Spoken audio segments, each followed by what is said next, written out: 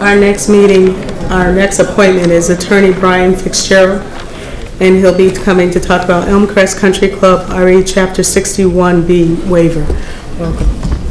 Good evening. And I guess we have to share the mics. Oh. Who's getting the mic?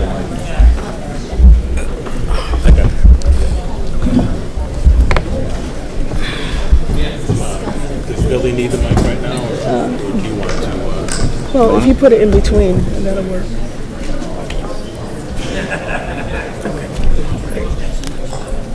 Hi, my name is Brian Fitzgerald. I'm an attorney with the law firm of Fitzgerald Attorneys at Law, with offices here in East Long Meadow at 46 Center Square.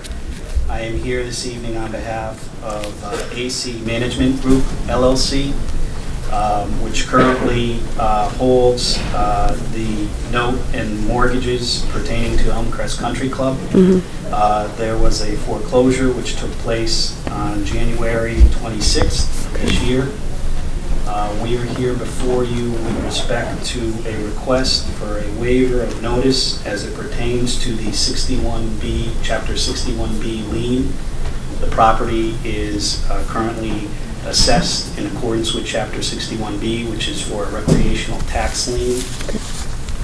When my client had acquired the note and mortgage last year in 2015, along with all of the paperwork that he acquired, there was a title insurance policy as well as a certificate of title that was issued to People's United Bank, who he had acquired the note and mortgage from. On that title insurance policy, and well, not on the title insurance policy and not on the certificate of title, was an indication that there was a 61B lien. In early January, it was decided that at that point in time the foreclosure had to proceed, and shortly thereafter we became aware of the fact that there was in existence a Chapter 61B lien which was recorded at the registry in 1995. There was some confusion as to whether or not the property was actually being taxed in accordance with 61B, because the town currently has the property assessed at $5.6 million, or just over $5.6 million, and the appraisal that was obtained by People's United Bank had the property listed at a valuation of $1.1 million. So as a result of that, the foreclosure did proceed, and we have come before the town to this board to request a waiver of the 90-day notice that would be made in accordance with Chapter 61B, Section 9. In addition to that, I have had some conversations with Attorney Donahue on behalf of the town, and I presented him with a waiver of notice, which he has reviewed and made some revisions to. And important with respect to Chapter 61B, it's important to note that when there is a typical transfer of property with a property that is affected by a 61B lien, that the new owner or buyer continue the use in order for it to continue to be assessed under Chapter 61B. If they were not going to continue that use, then there is a formula for rollback of taxes that would have to be paid to the town.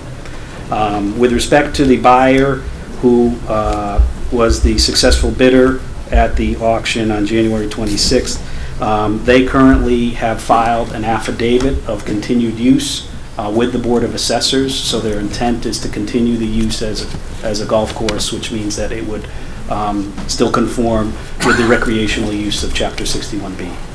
So we have here, we have for each of you a copy of the waiver of notice, as well as the resulting accompanying paperwork related to the sale.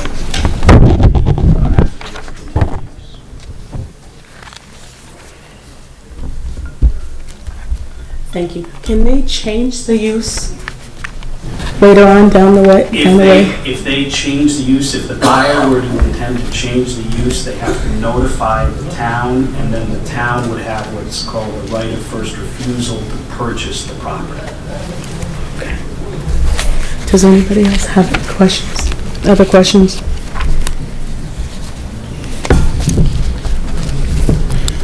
Through the chair, you know, you're probably here. We've been asked to postpone this, you know, and it was by a concerned individual, obviously, who had his uncle own the place, and they worked there.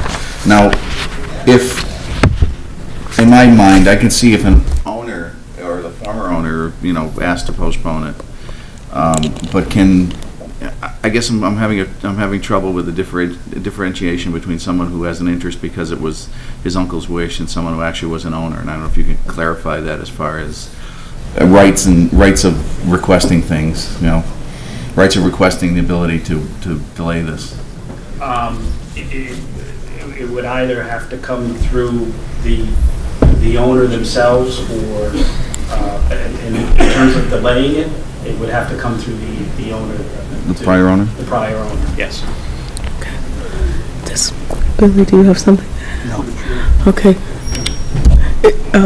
Attorney Donahue, is there something you'd like to add? Just to clarify, we're talking about this waiver by the board of notice which wasn't given as part of a statutory foreclosure process. The waiver you're being asked for has nothing to do with the prior property owners or any requirement in law.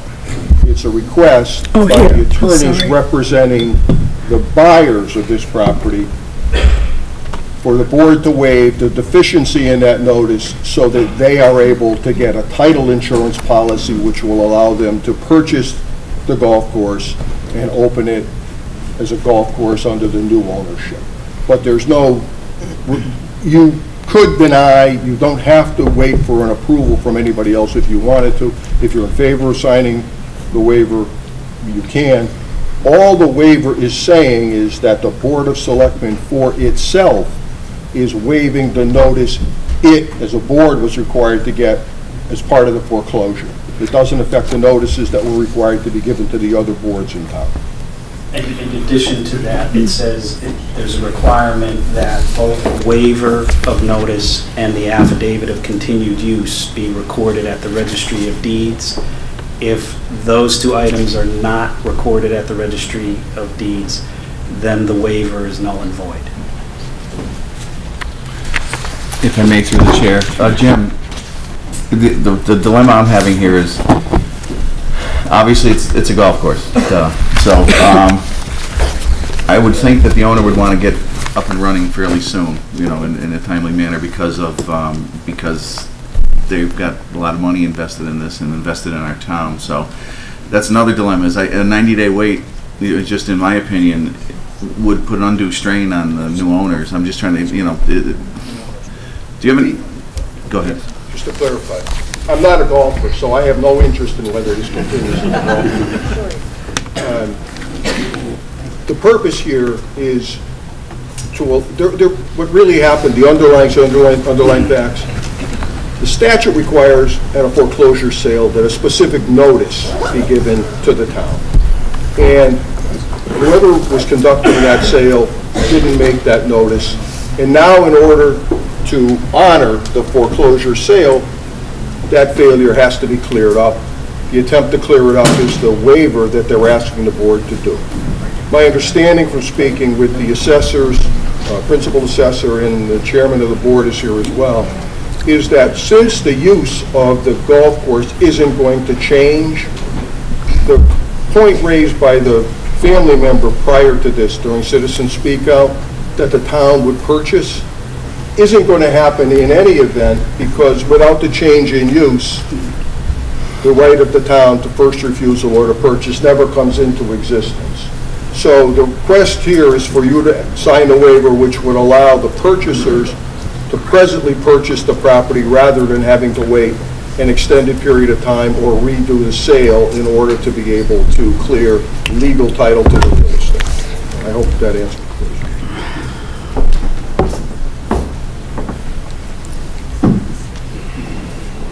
So does it have, if we were to decide to exercise our right of first refusal for the 90 days, and we didn't want to use it for the full 90 days, can we do that?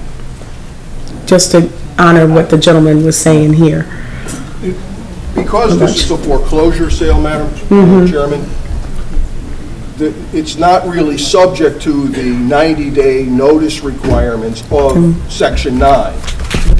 There's a separate little paragraph in Section 9 that says, if it's a foreclosure sale, all of the stuff in Section 9 about repurchasing and all of that doesn't apply. You just have to give the appropriate notice. So the repurchase requirements, if this were going to be, let's say it was going out of business and we're going to turn it into housing development, then the 90 days really would have to be given. The board and the other boards in town would have to consider whether it made sense for the town to keep it in some municipal use and to then call a special town meeting to go out and acquire funds necessary to acquire the property to preserve it in some other than developed state. But because the use isn't changing and because it's a foreclosure sale, that right's not triggered at this point. So the 90 days that was explained to you before really isn't applicable to this situation. Okay. Any further discussion? If I could. Yes. Yes. He is from the golf course. Did you want to hear? Could I just remind you something?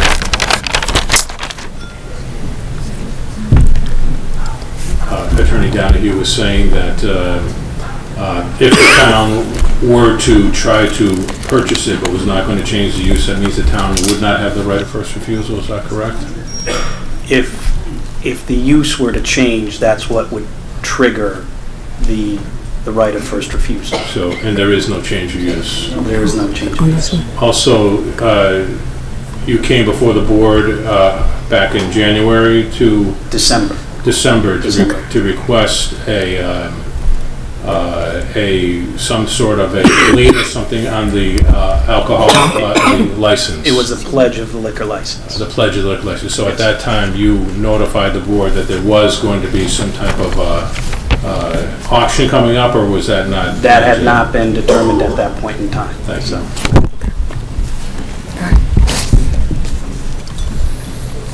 Hearing no other discussion unless the gentleman who would like to say something.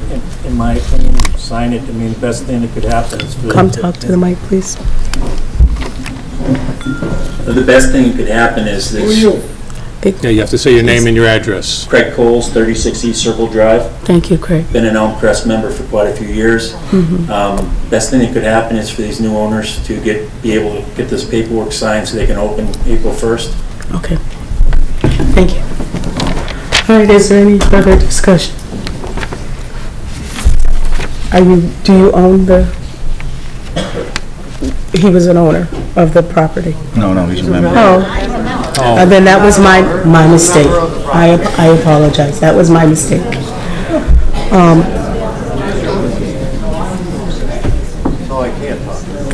I'm sorry. If I had known he wasn't the owner, I apologize. That was my mistake. Okay, so is there any other discussion from the board on this? And I'll entertain a motion to sign tonight. So moved. Is there a second? Second. Is there any further discussion? Hearing none, all in favor? Aye. So that's taken care of. Thank you very much, sir. Thank you very much. Take care. Next, the approval of minutes. I'll entertain a motion to accept the open session minutes from April 28th, May 12th, May 18th of 2015, and January 4th, 2016. So moved. Is there a second? Second. Is there any discussion? Hearing none, all in favor? Aye. I'll entertain a motion to accept the executive session minutes from April 28th, May 12th, May 18th of 2015. So moved. Is there a second? Second. Is there any discussion? Hearing none, all in favor? Aye. Aye. Next on our agenda is the interim town administrator updates. Sorry. Oh, I'm sorry. I'll keep it brief. Essentially, we're working on the annual report, and the thing that's left is the introduction by the Selectmen, which we hope to have a draft to you in the next couple days for your review. Okay.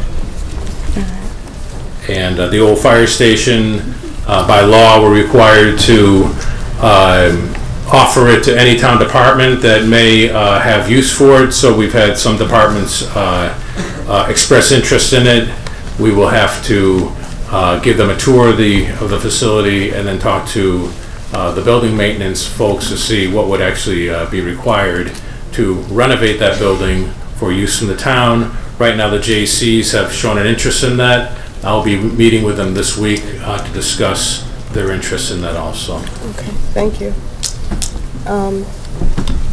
The issue that do not require votes or discussion from the board, did you cover that? That's it, yeah. That's it? Okay.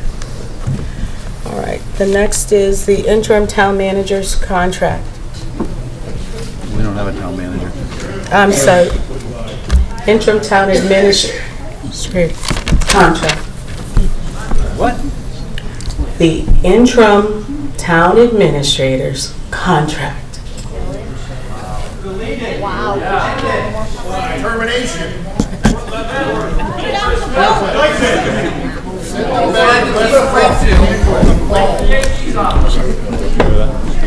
Who's in charge here?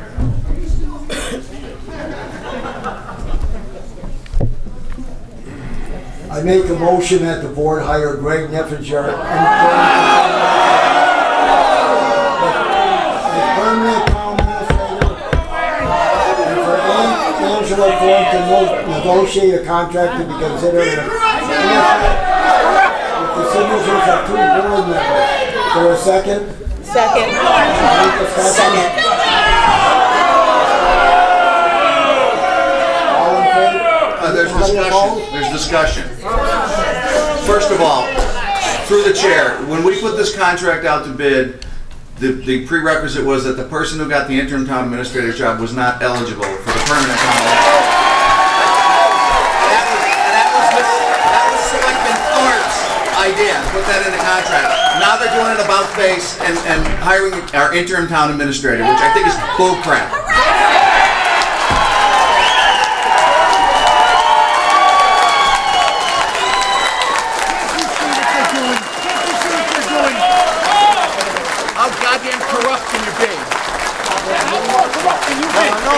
I know I'm right.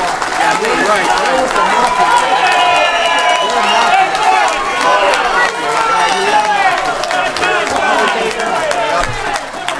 All in favor? Aye. Opposition? Point of order, you cannot vote on it due to the stipulations in the interim town administrator's contract. That was the first one, not the second one. Oh, okay. The second one was a continuation of the first one. All in favor? Aye. Aye. Any opposed? Through the chair, everything that I discussed last week is coming true. I just want you to know that.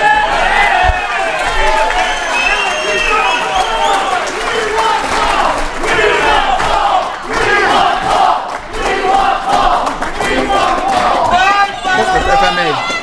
Another point of order is that if the charter change comes in 2 weeks, 3 weeks, 4 weeks, whatever it is, his job is gone. He will have to, our town will be on the hook for the remainder of the contract because of this collusion to get him a contract. The next thing on the agenda is the Board of Selectmen meeting schedules. Tuesday, April 12th, Tuesday, April 26th, and the next is the annual town meeting warrant articles. Excuse me, I would like to speak, Madam Chairman. Excuse me, I would like to speak for a moment. I don't care. She doesn't have to honor your request. She doesn't have to honor me because she knows I don't like her. That's true. And so the board, Sure.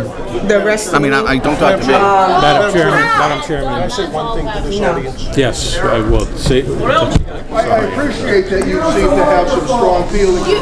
Jim. This is a public meeting of the Board of Selectmen. And we're the public, and we're paying our taxes. As a public, you're able to hear what they say. Bullshit. But if you continue to disrupt the meeting, the chair can move to have you all removed.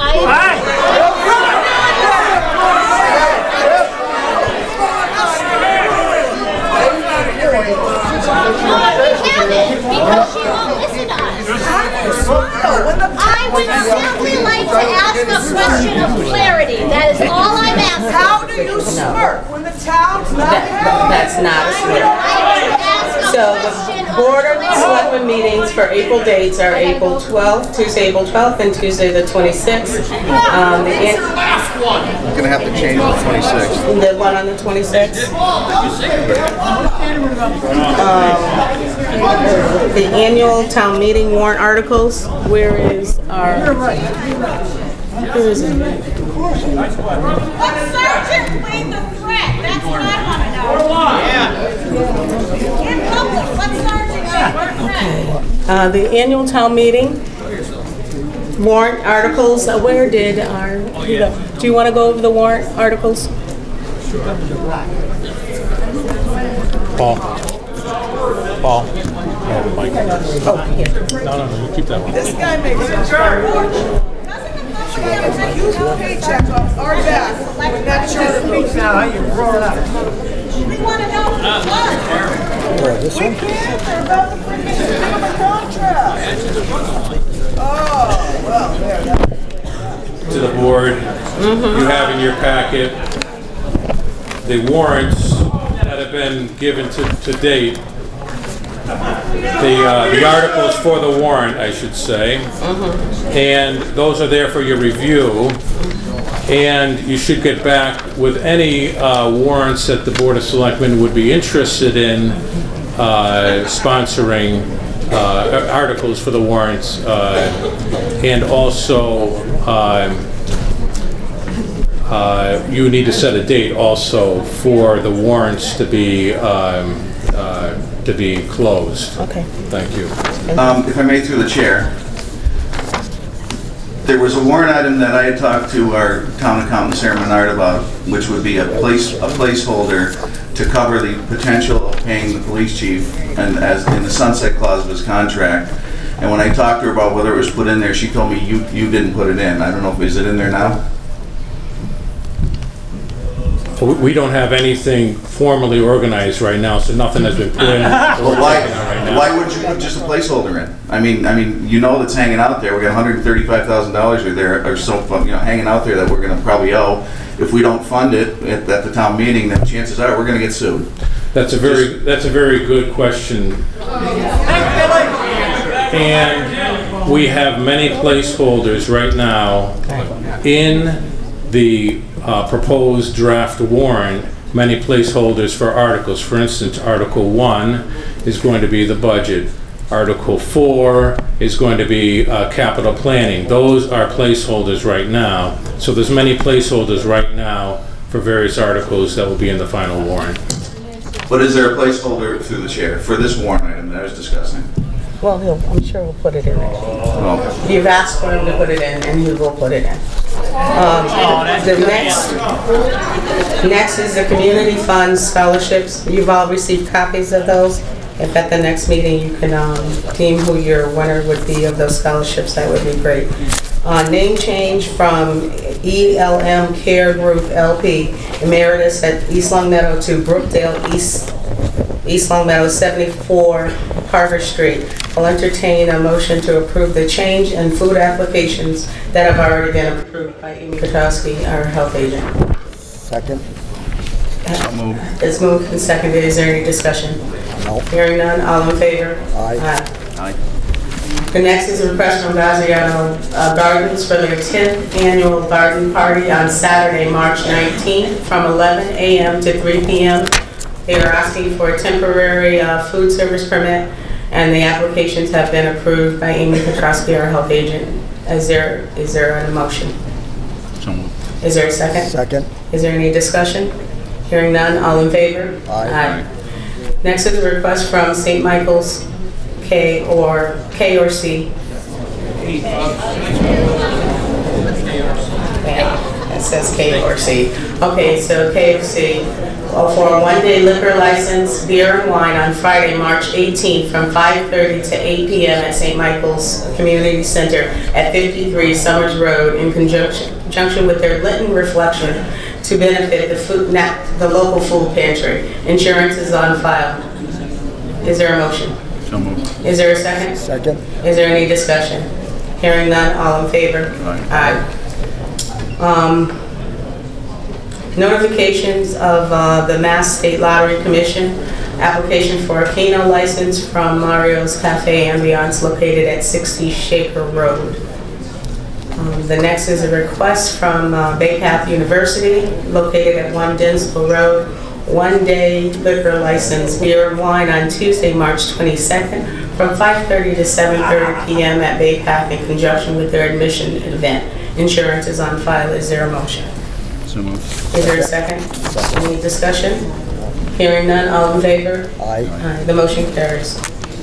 Next is our Board of Health.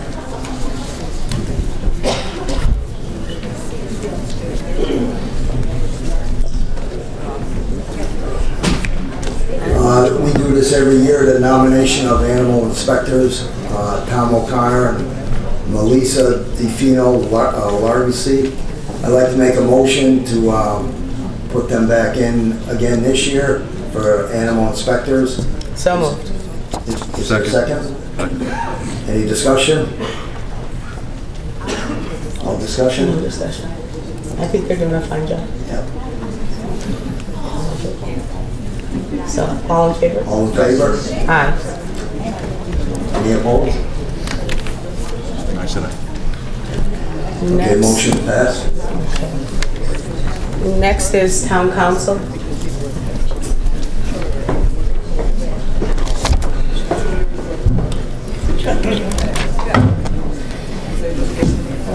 Good evening. Good evening. How are you, Jim? Which one's under your part or considered executive session? Item 21 is a collective bargaining negotiations with the town of Legion, which would be an executive session item. Item 22, I have received no further responses with respect to the contract that the board has approved for presentation to the recreation director. Actually, I don't know, there's going to be discussion. There's going to be discussion about that. It would be executive.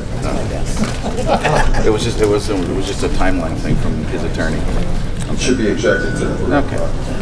All right, and 23? 23 is just a notification from Labor Council that the grievance filed by, with respect to the police department has been upheld in favor of the town. Okay. And number 24 is my understanding is that there's discussions with Mr. Karen earlier today was going to be withdrawn presently, that they need some more work to do, although I would defer to the administrator. Hey, Jim, can you talk up a little so I can hear Talk up a little so I can hear what you just said. Talk up a little so I can hear what you just said. Oh, I'm sorry. Yeah. Oh.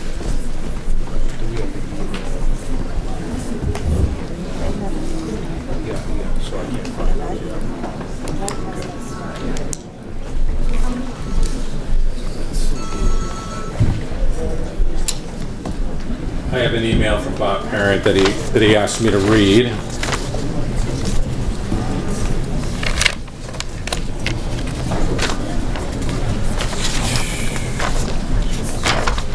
Yes, here it is.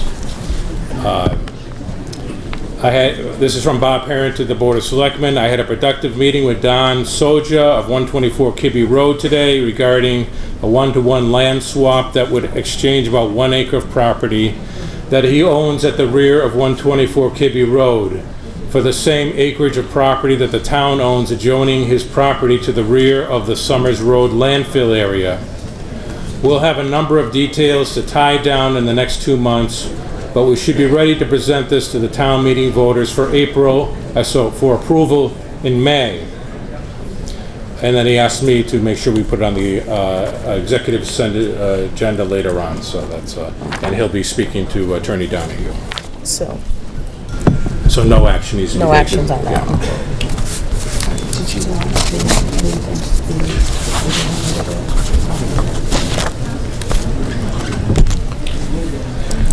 The town offices will be closed on Friday, March 25th in observance of Good Friday. Board of Selectmen's next meeting is Tuesday, March 29th, 2016 at 6 p.m. right here, or right there in the media room. And the annual town elections are Tuesday, April 12th, 2016 at Birchland Park Middle School, 7 a.m. to 8 p.m. Okay. I'll entertain a motion to go into executive session I don't think we have to, right, Jim? We don't need to go in executive? to talk about collective bargaining and the non-union negotiations. I'll entertain a motion to go into executive session to discuss matters that are due to collective bargaining, that to do so in public would be detrimental to the contract and negotiations. Collective bargaining and non-union. And go ahead, I'm sorry, sir. Would include a motion to go into executive session for matters involving collective bargaining and non-union collective bargaining issues. The holding of those sessions in open session might be detrimental to the town's interests and would not be returning to open session except to adjourn. Is it moved? So moved. Is there a second? Is there any discussion? Hearing none, all in favor, aye? Aye. Selectman Federici? Yes. Selectman Dorman? Yep. Selectman Blair, yes.